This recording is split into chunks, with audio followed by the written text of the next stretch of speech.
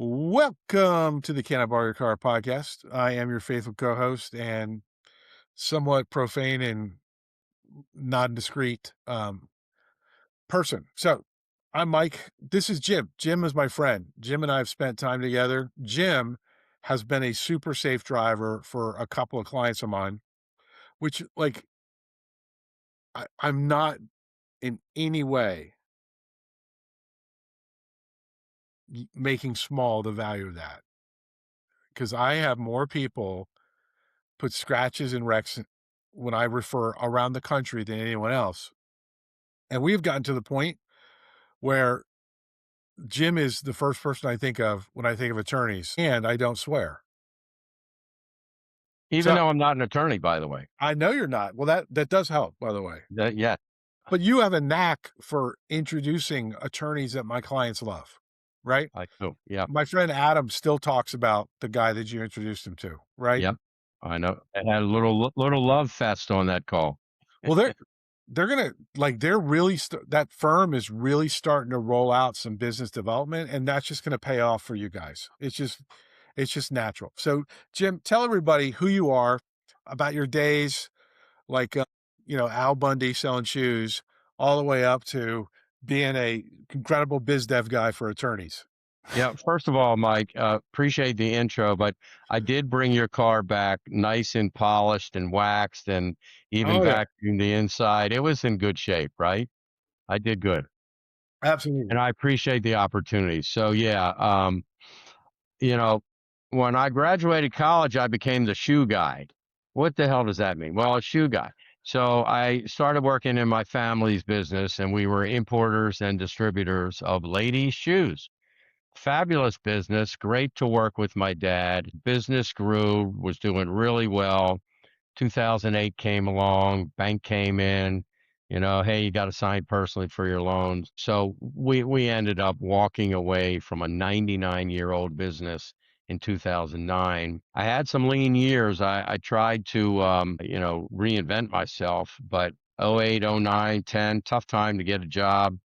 Had a couple of jobs, met some wonderful people, networked like crazy, built a great Rolodex. And for you young people who don't know what a Rolodex is, look it up. And it really it it does well for me now. In January of 2013, I reached out to Ted Offit at Offit Kerman because Offit Kerman had just been named one of the fastest growing companies in Maryland, and sent him a nice email. Hey, congrats on your honor. I'm in career transition, looking for an opportunity in management or business development or blending the two together. Who do you know who I should meet? And lo and behold, he responded and he said, we may actually have a position for you. So literally 13 years ago, in February of 2013, I was hired by a law firm, Offit Kerman, as part of a professional management team. That's what we call non-attorney managers at a law firm. We call them professional managers. Kudos to Offit Kerman for realizing 13 years ago that it's very nice to have some professional managers sprinkled throughout your management structure so that it's just not just the attorneys managing the law firm. Because after all, attorneys are really good at practicing law. They don't go to law school to necessarily to learn how to manage a law firm. Some of them can do it and do it well, but good to have professional managers on the team. 4 years after being a professional manager, they came to me and said, hey, you're doing a fine job, but we notice you have a knack for business development. It's not a part of your role. You've been able to bring new clients to the firm. Everywhere we go, people talk about you. They know you, they like you, they trust you. So what if you did this full time? And again, I give Offit Kerman a lot of credit for recognizing. Brilliant. I mean, Brilliant, I've brilliant. never, ever, ever heard of that in 30 years. Ever. I'm telling you, brilliant. I give them all the credit. So that was one of those red letter dates for me, man. That changed my life because I went from managing like 40 attorneys to managing nobody. The first year was lean, I will say. I was probably a cost center rather than a profit center. Year two and beyond, definitely a profit center and definitely have exceeded expectations throughout those at the firm who were there when I was, when I was given this opportunity to be a business development guy. So, life is great for me. Life is great for me at Offutt Kerman. I'm doing a lot of branding in the community, in the network, and bringing in good business, good clients, making lots of friends with referral sources, centers of influence, and I love it. It's the perfect role for me. I Yeah, get that's to be awesome. with guys like you. It's an absolute joy, and I'm gonna say something and then let you comment, but, like,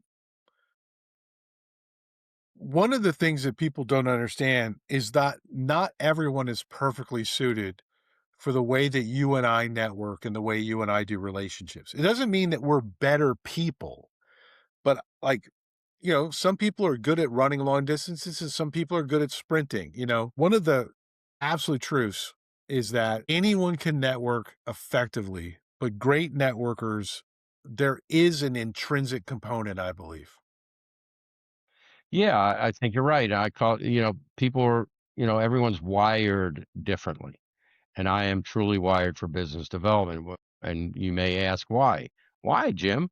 So you just asked me why.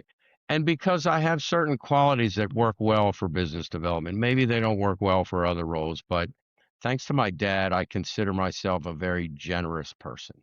So what is that? I'm not handing out $100 bills. That's not what I mean. I'm generous with my time. I'm generous with introductions. I'm generous making connections and trying to help people. The other thing is I would say I'm very authentic. When I say I'm going to do something, I do it. You can depend on me. Even back Except in for the your shoe hair. days. What's that? Except for The your hair is not so authentic. Back in my shoe days when I was the shoe guy, I used to go see some really top prospects in the shoe world, and I had my little notepad, and Ed, who used to travel with me quite a bit, we would go and we would, show the samples and try to get some interest, and I would be making notes, and Ed would say, "Hey, if Jimmy is writes it down, it's gonna happen." So, I mean, that's how you build trust, right? If I tell you I'm going to do something, I'm going to make an introduction, I'm going to schedule a lunch with you and one of my clients, I'm going to do it Mhm. because the first time that I don't do it, you lose complete trust. So, you want to gain trust, all you have to do is do what you say you're going to do. And that's how you gain trust. And you got to have trust. People, you and I have lots of friends that we know and we like them. Maybe we don't trust them all. Maybe we wouldn't do business with all of them. That is We'd love very to have a true. beer with them. Very Guys I true. wanna have a beer with, but do I want them to be my financial advisor or handle my insurance or stuff like that? Maybe not. Well, generally not. So trust is a big thing. Yeah, so it's really interesting. I was having a conversation, because one of the things that happens if you're charismatic, especially if you are deemed a generous salesperson, like if people are like, "Wow, you're really good at what you do," you get a lot like, "I would like to be able to sell like you."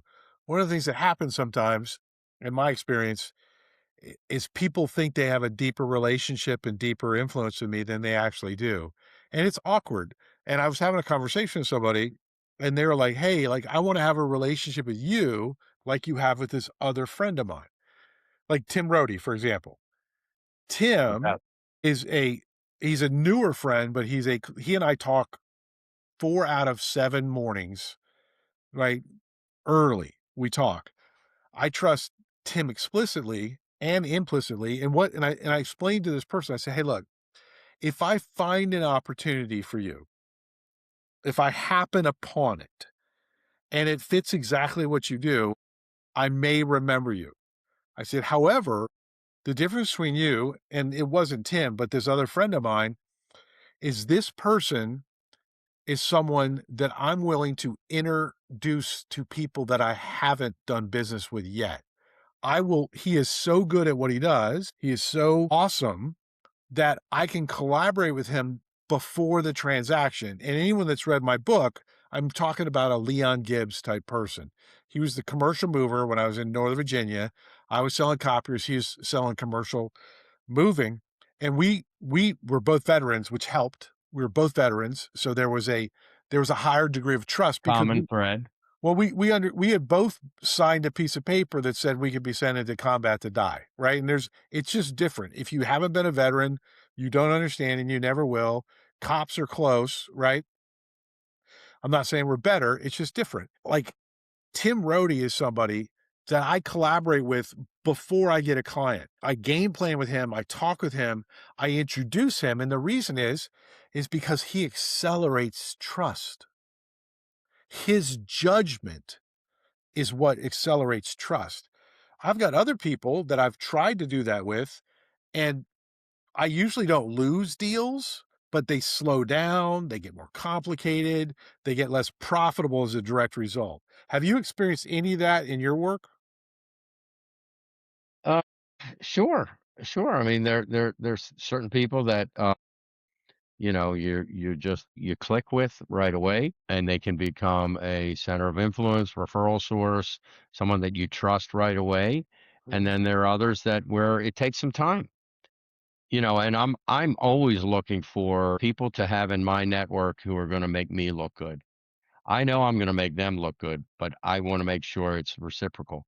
And I want to make sure that these are people that are going to make me look good, and I can introduce them and close my eyes and sleep well at night because I know they're in great hands. Yeah, it's like I teach a lot of follow through, and you've been through some of it. But I will tell you, do you know why I love referring you? Is because I don't feel like I have to. Right? I mean, even though it's really important to understand referral follow through because it's just good salesmanship, right? Like, damn it, I want fun, low friction, high reward relationships. And that's the deal is like when I was younger in my sales career, I got beat out of this pretty fast. But I was looking for the ideal center of influence that was going to be amazing. But they didn't like me. They didn't need me, and I used to expend so much time and energy trying to somehow get to a point that they would never ever let me get to, versus when you meet that right person, and I'm not talking about someone sitting on the street downtown Baltimore. Who knows, though? I mean, who knows? Could be somebody who's really depressed after the Ravens lost. Yeah. Sorry, Baltimore shot, not a Baltimore guy. But generally, I look for referral partners that make it fun,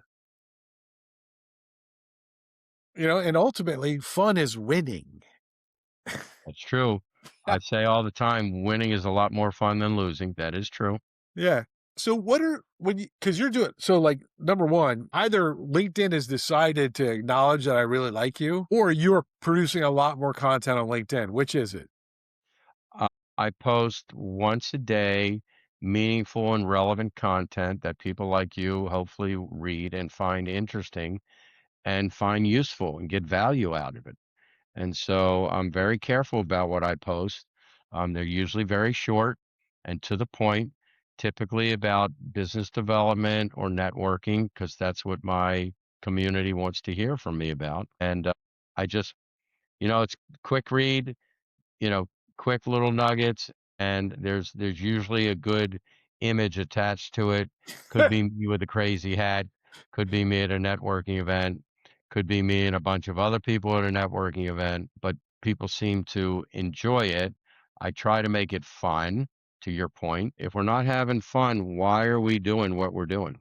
Yeah, just by advertising. You know, Yeah, like I mean, I tell people that like if you don't like people and it's not fun and it doesn't fill you up, there are other options out there, right? And ultimately, as long as you're measuring the cost of acquisition, realistically, I don't find there to be a huge variance. What's in for my role as a coach consultant type person, I'm like, let's pick the lane you'll actually run in. yeah, Yeah. So next question for you. Ready? yeah.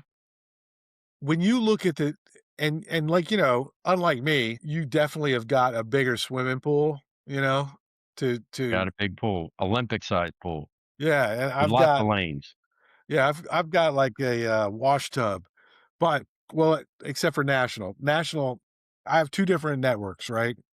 There's the whole exit planning, kind of thought leader thing, that's different. But like when you look at the different professions and and I absolutely acknowledge inherent in this is it's got to be fun. Okay? It's got to be someone who you click with. So I'm not trying to restrict you without acknowledging that. But when you look at for your biz dev running a how many attorneys do you guys have? 300. Right. So running a full service, and by the way, every one of them I've talked to have been amazing. I don't know how you guys did it, but like I think it's because Offutt clearly has a much more entrepreneurial, much more practical kind of mindset. Because I mean, you guys have got human capital down pretty good. But like when you look at different professions, which types of professionals, as a specific, not name, but specifically by type, have you found are the most productive for you when you're looking to drive wins? You would think that it's CPAs and bankers. Oh, hell no. It has not been. So if we're talking about, professional advisors, I would put financial advisors way up top because, we've got a very busy mergers and acquisition group at Offutt Kerman. They're great.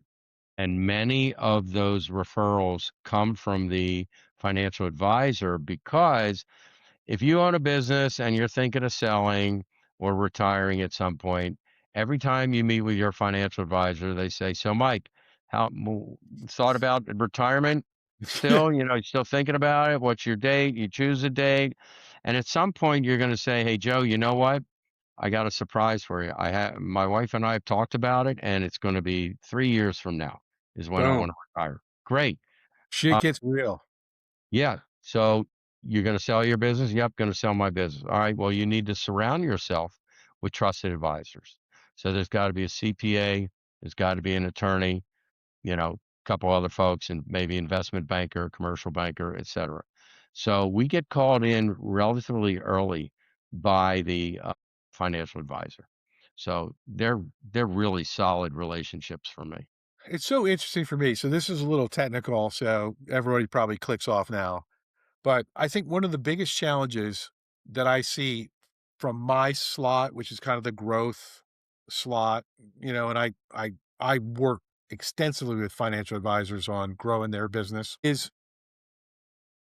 when I happen to get referred, it's never a mistake, right? Because it's all about timeline. But when I get referred to a business owner that's 3 years or under from exit, I say, hey, it's especially if you ever referred it, it'd be like, hey, what an honor. Jim introduced us. I'm the wrong guy right now. Like right now, because that 3 year under window, I teach all of my clients, all the financial advisors and consultants, I teach them that we've got to bring in a very trusted investment banker and the attorney immediately. And I mean, like, it's like, don't worry about hiring me. That's a secondary issue because you and I both know, because we're not 30, right? And we've both been a part of exits that weren't awesome, right? We both know that when you get within a certain time window, there is zero margin for error, zero. And the two things that kill deals are not understanding the buyer's point of view, which is why I love investment bankers, right? Because the investment banker comes in, even if it's 10 years out, I usually bring an investment banker in before I've closed the consulting, right? Mm, And I say, the most important thing to that business owner is number one, what is this gonna be worth? What would somebody pay for it? And then number 2, how can we make sure that this deal is structured correctly so that it works? And mhm. that's when you gotta have the right attorney, not some freaking ChatGPT jackass. You Right, need you need a real attorney who's not gonna play games and to say, "Hey, Joe, I know th no, it goes like this." And the right. investment banker and that attorney are gonna be like peas and carrots. But that's my observation because so much of the what frustrates me with collaboration, and I'll shut up in a second, is it seems like there's a vanishing art to understanding the buying timeline of a commercial entity. And there's usually 4 or 5 different sales processes and stuff going on. And, like, I feel like somehow when we got digital and we did email or whatever, that we lost an awareness of that things need to be done in a certain order, and if you're farther down the line, you have an you kinda owe that business owner to make sure that you like, "Hey, like, I'm so great to meet you. It's awesome. I want your money 6 months from now, but I think, sir, we need to be down here," or, "Ma'am, we you need to be talking to this person." Do you see what I'm saying, Jim? Yeah, there's a world order. Like there's a Yeah. certain order that you have to follow when it comes to a transaction like that. It's interesting. I was talking to George Sandman, who's a friend of mine, and George was giving me some observations after 30 years of working with consultants. And he said, most consultants go too fast in the beginning. And I was like, well, George, it's not just consultants, Yeah. right? Think about all the networking, because like you do a ton of networking because you can, but you also collaborate. I mean, I would say top three guys I know, right? As far as fun, great communication. Like, what advice would you give? And I'm kind of bringing us into the cul-de-sac to park the car. What Mhm. advice would you give less experienced? Because when you're our age, you're locked in. I mean, to a certain extent. But Mhm. like these younger people that I think have so much emotional intelligence right now, like the sub 35, I think they got a lot of emotional intelligence. What advice would you give them about understanding the difference between networking and then collaborating? Yeah, I would call it networking and connecting, but let's use collaborating. Networking is knowing more people. Think about this carefully, knowing more people. Oh, Collaborating is knowing people more. So, all right, knowing more boom. people or knowing people more. That is So, the bullet from the podcast right there. bam. So, look, what I tell young attorneys all the time is if I were you, I would gather 4 or 5 or 6 people like you in professional services. I would schedule a very informal coffee meeting once a month to sit down and shoot the crap with them. What's going on in your industry? What's going on at your firm? What kind of prospects are you meeting with? And I know I've gotten pushback in the past, and like people say, "Well, Jim, that sounds like a good idea, but none of us have clients yet. We're young." And my answer is, "But just wait. You're going to get a client, and they're going to say, 'Hey, Mike, I'm your client. I need a CPA. You got one?' I need a benefits person. Got one? I need a financial advisor. You got one? I need someone to help me with marketing. Got one? I need someone to help me with to recruit talent. You got one?" Those are the people sitting around the table that are now tools in your tool belt that you can refer out to the client that you just got. It's so Because so critical. and that's how you build your little community. And then, yeah, you can use more than just one commercial banker or one CPA because it's not a one size fits all. So you expand and you build another network. You don't need 20 of them, but you could use more than one network like that. So that's what that to me is the first step for a young professional who's trying to build a network or a collaboration or a community. Yeah, so I'm gonna tell everybody a little story about the first referral I gave you because I was in a bind. I was in a bind, and Right? if you recall, I Yep. had a really big time Ferrari Testarossa client of mine, right? Big time car who had a incredibly specific legal need, and he said that he had no idea who to get with. And I was like, "Holy shit." Like, I knew that me or my client would have 0 success navigating any normal way to that specialist. It's Right. kinda like trying to get an appointment with the best neurologist in town, the waiting list, 9 months. Great But analogy. I knew you, and you're what I call a super connector, and I feel guilty sometimes, but it works out, and we got more stuff coming, but, like, I was able to say, Jim, here's my problem. Because I knew your background, I knew Offutt, and I was like, if they've got somebody that does that, Jim will know who it is. Jim will have the ability for my client, a brand new person, to access this hyper specialized skill. And you made it happen, I think, in an hour. And I looked like an effing genius. And you know what else that did? You will never have to worry about who to call for legal services ever again. Yeah, it's bad news for other attorneys, which is why I don't which is why, like, this is the first time I've you make it really hard to justify the investment of time necessary to equal the results you can deliver for me. You make it really hard, and I know you do it on purpose, but you make it fun. Yeah, if I'm not having fun, I'm not doing it. Yeah. So, this has been great. One last thing, can you tell p people where to find you and the hat? Yeah, well, no, I'm not telling them where they can find the hat, but they can find me at email is JRIES at offitkerman.com. And that's OFFITKURMAN.com. Or they can call me and text me 410-733-6133. Find me on LinkedIn. My phone number, my email is right smack front and center.